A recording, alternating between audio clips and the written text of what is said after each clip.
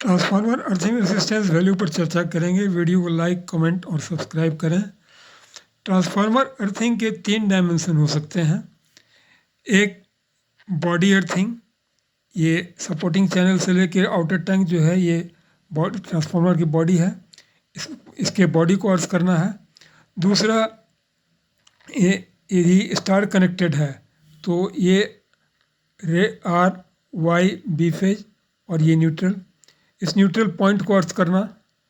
और तीसरा, यदि ये डेल्टा कनेक्टेड है तो आवश्यकता अनुसार इसके डेल्टा के किसी एक कॉर्नर को ग्राउंड करना। ट्रांसफार्मर अर्थिंग के जो मेन रीजन है, वो पहला कारण है कि इससे ऑपरेटर की सेफ्टी, दूसरा वोल्टेज स्टेबलाइजेशन, तीसरा ओवरऑल सिस्टम स्टेबलाइजेशन।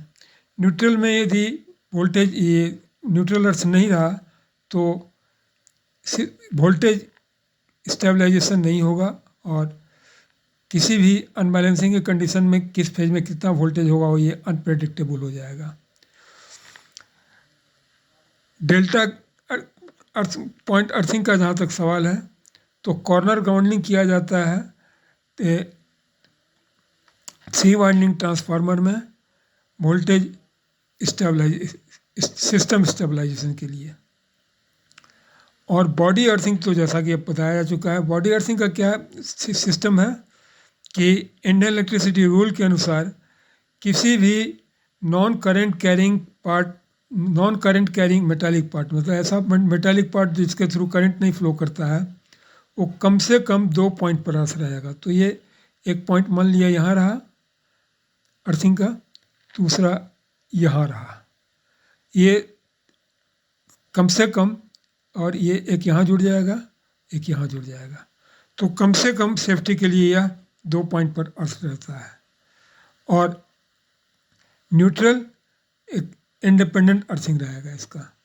जहाँ तक अर्थिंग के वैल्यू का सवाल है तो इसमें कुछ इलेक्ट्रिसिटी रूल का कोई गाइडलाइन नहीं है, लेकिन कन्वेंशनली जो होता आ रहा है वो grid substation below 1 ohm, power plant power substation power station below 0.5 ohm, DTR structure below 3 ohm या इसको 5 ओम तक भी हम लोग लेके चलते हैं, ट्रांसफार्मर बॉडी बिलो 5 ओम और ट्रांसफार्मर न्यूट्रल 1 ओम।